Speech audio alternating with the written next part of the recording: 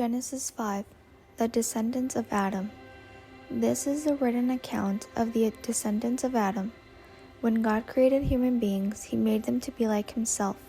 He created them male and female, and he blessed them and called them human. When Adam was 130 years old, he became the father of a son who was just like him, and his very image. He named his son Seth.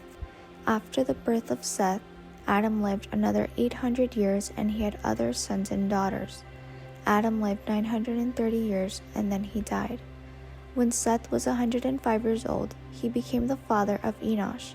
After the birth of Enosh, Seth lived another 807 years, and he had other sons and daughters. Seth lived 912 years, and then he died. When Enosh was 90 years old, he became the father of Kenan. After the birth of Kenan, Enosh lived another 815 years, and he had other sons and daughters. Enosh lived 905 years, and then he died. When Kenan was 70 years old, he became the father of Mahalalel. After the birth of Mahalalel, Kenan lived another 840 years, and he had other sons and daughters. Kenan lived 910 years, and then he died.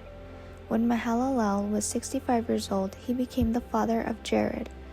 After the birth of Jared, Mahalalel lived another 830 years, and he had other sons and daughters. Mahalalel lived 895 years, and then he died.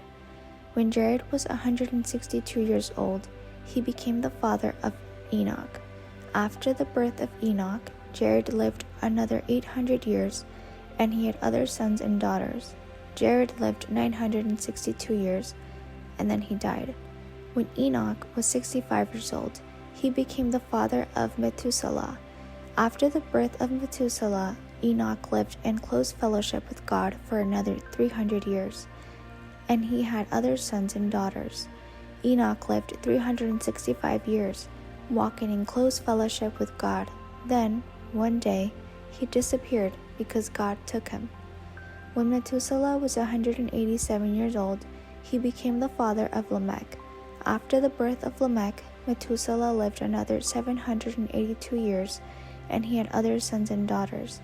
Methuselah lived 969 years, and then he died.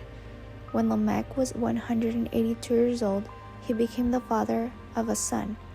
Lamech named his son Noah, for he said, "May he bring us relief from our work and the painful labor of farming this ground that the Lord has cursed."